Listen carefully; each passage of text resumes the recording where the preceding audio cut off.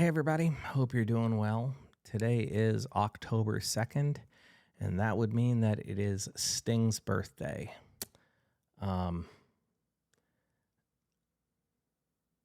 love the Police. Frankly, my favorite song by them is Murder by Numbers. But the Synchronicity album was a game changer for me. That was the first Police cassette tape I ever bought. And I remember hearing Synchronicity 1 and Synchronicity 2 and thinking to myself, oh, God, they can actually rock. It's not just a pop reggae band, which is kind of how I felt about them when I would hear them on the radio before Synchronicity.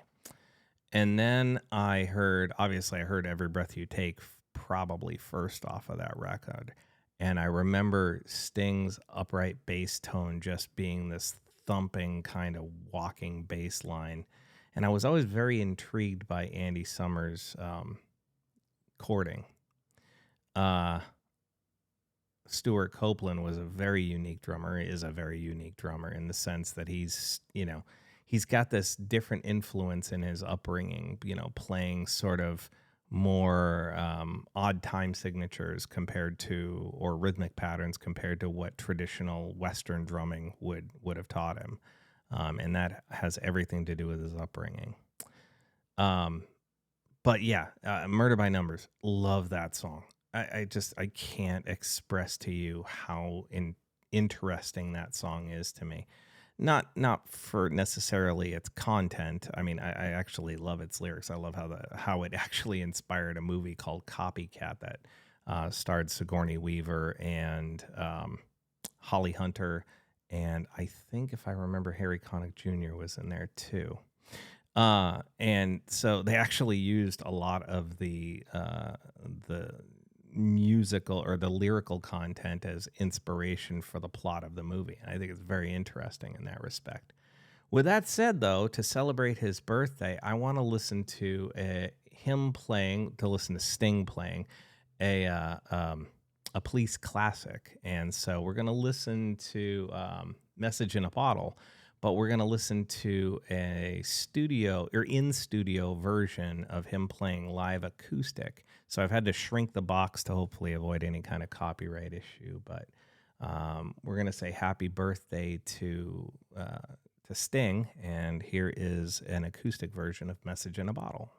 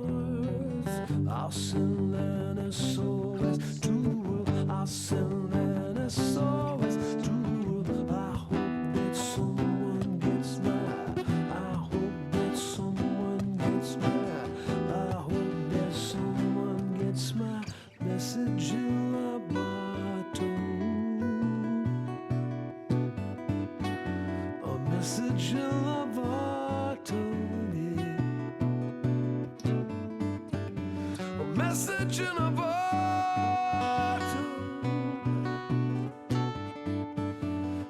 message in the bottle.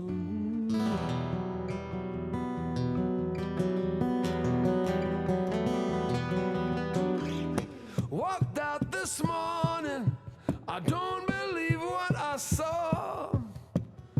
100 billion bottles washed up on the shore. Seems I'm not alone in being alone. 100 billion cast away, looking for a home. I'll send an SOS to the world. I'll send an SOS to the world. I hope that someone gets mad. I hope that someone gets mad. I hope that someone gets my message in the bottle, yeah.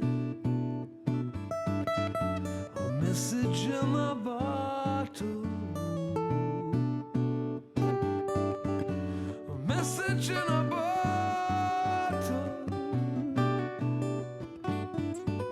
A message in the bottle. I'm sending out an SOS. Sending out an SOS. Sending out an SOS. Sending out. Sending out.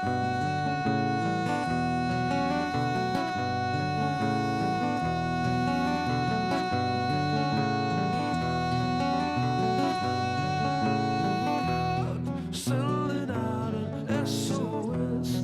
Sending out an SOS. Sending out an SOS. Sending out an SOS.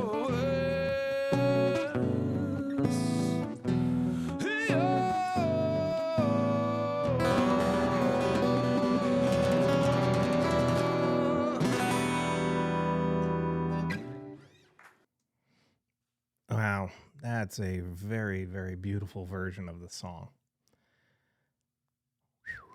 Um, I kind of, I mean, at the very beginning, I thought to myself, so he has the same problem I would have if I were gonna try to play and sing that song at the same time. His timing at the beginning is absolutely perfect, and then when he comes in and he starts singing, the picking pattern, the finger style pattern he got is a little bit, you know, I think kind of messed up regarding, like he's singing it perfectly, but when you play and sing a song, you have to, you can't always, it's not always easy to keep your rhythm on your guitar exactly perfect to the way it was written or recorded. You end up putting these different sort of inflections on particular notes. You might play one a little bit faster, and so it's not the but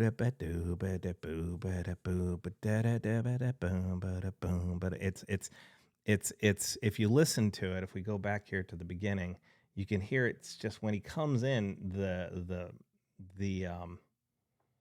there's a change in the music slightly, and it's just a finger style thing that happens when you start singing while you're playing a guitar. Listen,